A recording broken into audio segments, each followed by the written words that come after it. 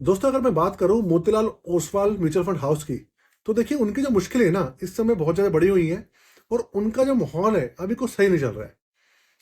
मोतीलाल ओसवाल जो mutual fund house है वो एक ऐसा म्यूचुअल फंड हाउस है जो कि बहुत जल्दी से ग्रो कर रहा है और जब मार्केट गिरी हुई है तब भी वो पॉजिटिव रिटर्न निकाल के दे रहा है, उनकी स्कीम्स निकाल के दे रही है। लेकिन पिछले 1 डेढ़ महीने में कुछ ऐसे हालात बने हैं, कुछ ऐसे वाकया हुए हैं, कुछ ऐसी खबरें उड़ी हैं जिसकी वजह से इसका हर्जाना जो मोतीलाल ओसवाल की स्कीम्स है उनको भरना पड़ रहा है।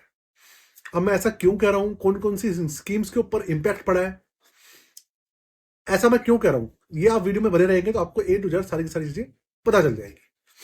अब मैं आपसे बात करूं तो भैया ऐसे कौन कौन से केस हुए हैं जिसकी वजह से ये सब चीजें हो रही हैं, उसके ऊपर बात करते हैं। चैनल को सब्सक्राइब कर लीजिएगा, बेल के आइकन को दबाना बिल्कुल भी मत भूलिएगा और हमारे जो वीडियोस हैं उनको भी अपना प्यार देते रहिएगा। तो देखिए, 1 महीने पहले एक वाक्य हुआ था, आपको पता होगा, कल्याण ज्वेलर्स वाला, जिसके अंदर कल्याण ज्वेलर्स के ऊपर कुछ ऐसी खबरें उड़ी थी कि भैया इनकम टैक्स की कुछ वहां पर इनकम टैक्स वाले उनकी प्रेमिसेस में आए हैं और उनका जो मोतीलाल ओसवाल वाले हैं उनके कुछ जो फंड मैनेजर हैं उनके साथ वो कुछ मिले हुए हैं, ऐसा कुछ खबरें उड़ी थी। और सारी की सारी जो भी उड़ी थी वो सारी अफवाहें थी।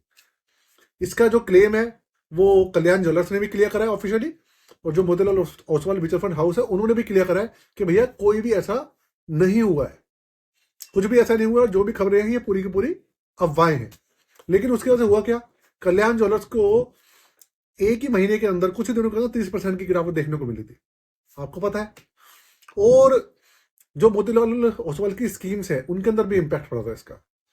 एक रीजन ये भी था, एक तो उनका भी इन सब चीजों के अंदर थोड़ा सा नाम आया, उसकी वजह से फर्क पड़ा। हालांकि उनका नाम आया लेकिन कुछ था नहीं लेना देना, लेकिन ये फर्क तो पड़ा उससे। और कल्याण ज्वेलर्स के जो शेयर है वो मोतीलाल ओसवाल की बहुत सारी स्कीम्स के अंदर है, तो जब वो गिरा तो स्कीम्स, जो मोतीलाल ओसवाल की स्कीम्स थी वो डाउन हुई, इसका भी फर्क पड़ा। तो आज मैं आपके सामने जो जो प्राइम स्कीम्स है उनका डाटा शेयर करने वाला हूं कि वो कितनी माइनस में चल रही हैं अपनी कैटेगरी के हिसाब से। सबसे पहले मैं बात करूंगा Motilal Oswal mid cap fund की। तो देखिए, Motilal Oswal mid cap fund जो है, आपको पता है वो इतना अच्छा फंड है, 5 स्टार रैंकिंग का फंड है, क्रिसिल की रैंकिंग, वैल्यू रिसर्च वालों की रैंकिंग, सबने 5 स्टार की रैंकिंग दी हुई है।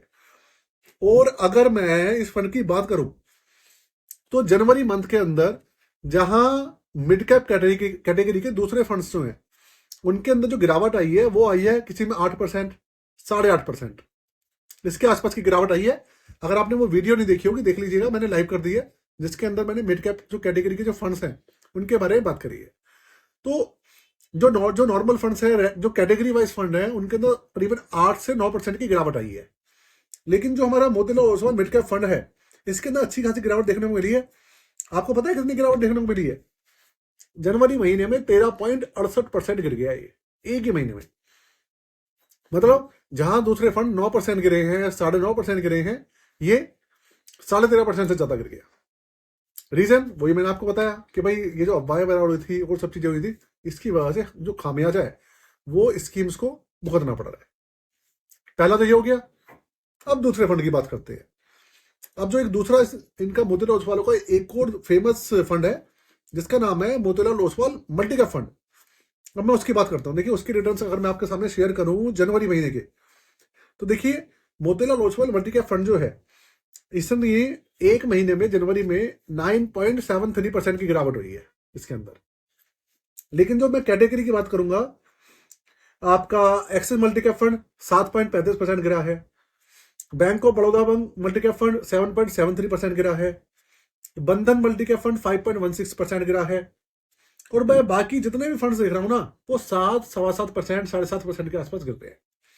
लेकिन ये आपका कितना गिरा है? 9.73%, मतलब ऑल ओवर समझिए 10% के आसपास। यहां तक कि अगर मैं बात करूं मल्टी कैप कैटेगरी के, एसबीआई मल्टी कैप फंड वो सिर्फ 3.60% गिरा है, सिर्फ 3.60%। लेकिन इसके अंदर आप सोचिए कितनी ज्यादा गिरावट है। दूसरा फैक्टर, इसके अंदर भी कल्याण ज्वेलर्स का शेयर है। अब सेक्टोरियल फंड्स को देखिए आप। मैं सेक्टोरियल फंड की बात करने वाला हूं।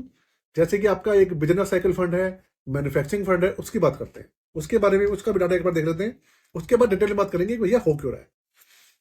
अब सबसे पहले बात कर रहा हूं मोतीलाल ओसवाल मैन्युफैक्चरिंग फंड की। एक ही महीने में पता है कितनी गिरावट आई है? 15.17% की एक ही महीने में।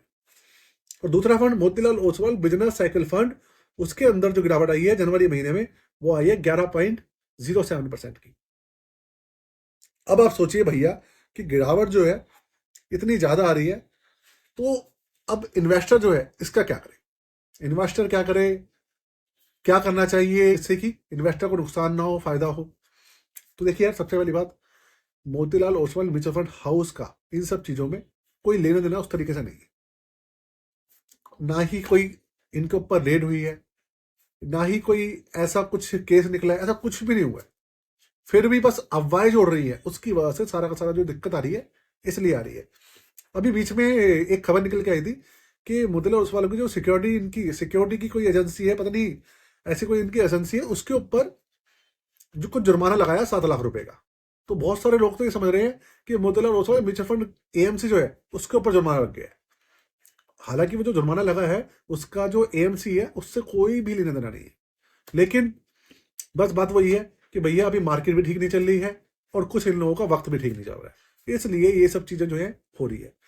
देखिए, अगर मैं बात करूं अपनी, तो कुछ स्कीम्स ऐसी हैं मोतीलाल ओसवाल की जिसमें मेरी भी इन्वेस्टमेंट है और मेरे को भी काफी ज्यादा नेगेटिव में ये सब चीजें दिख रही हैं। लेकिन यार, घबराने की कोई बात नहीं है। आप ये सोचेंगे कि भैया अगर ये गिर रहा है तो उससे निकल के किसी और स्कीम में चले जाएं, सेल कर दें और खरीद लें, क्या करें क्या नहीं करें, क्योंकि मार्केट ऑलरेडी इतना ज्यादा गिर रही है और उसके अंदर और ज्यादा गिरावट। तो जो होता है, जो इन्वेस्टर होता है ना, उसके दिल में बहुत ज्यादा डर का माहौल बन जाता है। तो देखिए, सबसे पहली बात, इन सब चीजों में एएमसी का कोई भी लेना देना नहीं है।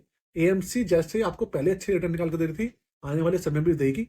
जैसे ही मार्केट थोड़ा ठीक होगी ना, सब कुछ पटरी पे आ जाएगा। टेंशन लेने वाली बात आपको ऐसी कुछ लग नहीं रही मुझे।